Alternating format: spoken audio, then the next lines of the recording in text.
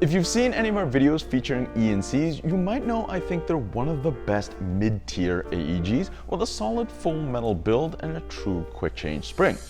So I've decided to put my money where my mouth is and pick one up for myself. I wanted to give you guys a rundown of my thought process behind getting this ENC exactly the way I like it. Let's take a look.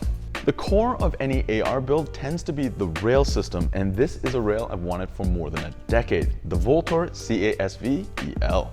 Released in the mid-2000s, the CASV offered that same ultra-strong monolithic top rail that the much more popular S system had, except the CASV was lighter, the rail panels could be removed, and I think it looked a lot better.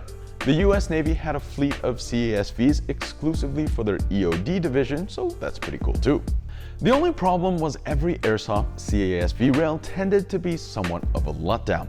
They were pretty poor quality and by nature of the design developed pretty serious play in the lower rail, so I had to put my CASV dreams on hold for many years.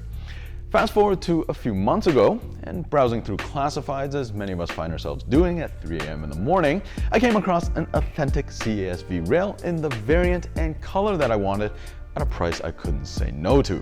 So the next thing I knew, I had no choice but to start this build. Finding a suitable ENC base was considerably easier. I knew I wanted the Voltor MUR style receiver with those angular cuts and also a mid-length barrel. The ENC 827 fit the build perfectly and also came with a Geisley rail that I could use for another build. The first hitch to installing this rail was I needed a delta ring. Pretty rare on modern builds nowadays, luckily ENC makes their own delta ring that was a perfect fit. Installing the rail is as simple as locking it into the delta ring and securing it to the top rail. Then the lower rail locks into place using a steel tab system. Believe me, I was both amazed and relieved that it all fit without modifications. It's definitely not the best design to reproduce with off-spec dimensions, but feeling out the real one, I knew I made no mistake. It's absolutely solid, and all the stress is placed onto the receiver and not onto the barrel. I specifically wanted the EL version, which made use of a standard M4 triangle sight, but I still wanted the ability to fold it out of the way. So I sourced a folding triangle sight, which is a pretty cool design. It's actually really solid until you slide the slider out of the way. Another reason I like the CASV is I don't really like the look of a narrow riser, and the built-in riser on this rail is a perfect co-witness for the iron sights with a non-riser micro red dot. Co-witnessing means that the dot is in line with the iron sights, so regardless of which sight you're using, it's all the same shooting position. I still have to shorten the front sight post for a perfect co-witness. I threw on an Aim Sport red dot, which despite being low cost, zeroed perfectly and hasn't let me down so far. I also chose this one because it featured a green dot on top of the red dot. Most people will say red dot is the only way, but human eyes are actually most sensitive to green light. Plus, I just prefer green over red, sue me. Next up is the weapon light. My two requirements was an ambidextrous tape switch up top and also an ultra low profile setup. I ended up going with an M600 style light mounted to a 45-degree offset. The only problem with the rail panels was it still stuck out further than I'd like, so I removed the rail mount and the panel and mounted it directly to the inside of the rail. Using some electrical tape to prevent scratching up the rail, it's a little unconventional, but it all went together better than I expected. Wiring management is done with some LaRue index clips with wire holders and some good old zip ties.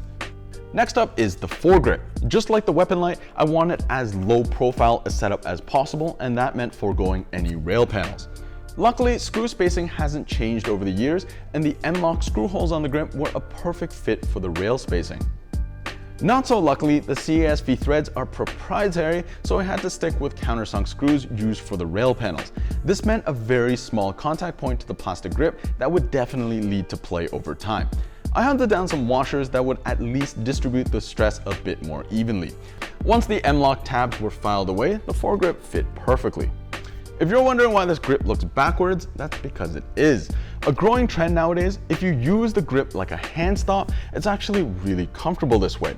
The shape forms a sort of hook that hooks in your supporting hand to the same position every time.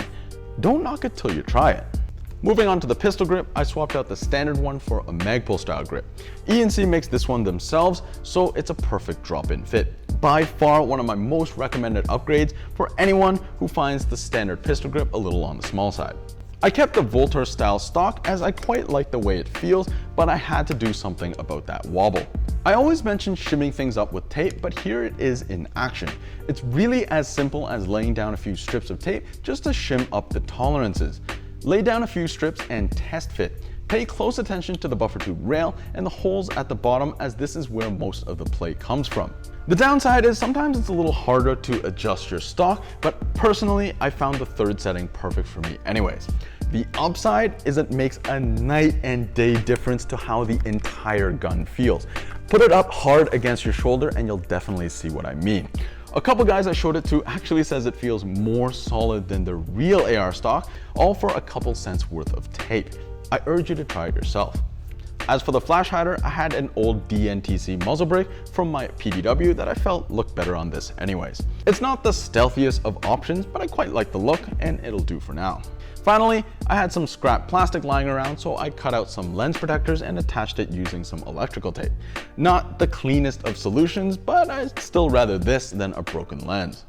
Overall, I'm pretty happy with this gun's ergonomics. I love the way the smooth rail feels without rail panels, and I actually really like that blocky profile. Like most builds with front attachments, the gun tends to be a little front heavy, so I might actually add some weights into the back of the stock. Coming in at 3.09 kilograms, this gun can afford it without being too heavy. My favorite thing about this build though is the amount of gun people that just don't know what it is. And if you're anything like me, there's a little bit of satisfaction in that. For now, I'm calling this build complete. I'm planning to run it stock for a few games to see how effective a stock E&C really is. Upgrades I have planned are hop-up and barrel for accuracy, and perhaps a high torque motor and MOSFET unit for a faster trigger response. Right now though, I'm using a 7.4 volt LiPo with an M90 spring. I get it, this build isn't for everyone, and I'm sure there'll be guys going, oh, you could have had such and such rail. But I wanted to highlight in this video that if you have a specific niche build in mind, with enough patience, you can certainly make it the perfect build for you. As always, thanks so much for watching. Leave me a comment if you're also a CASV fan, and I'll catch you on the next one.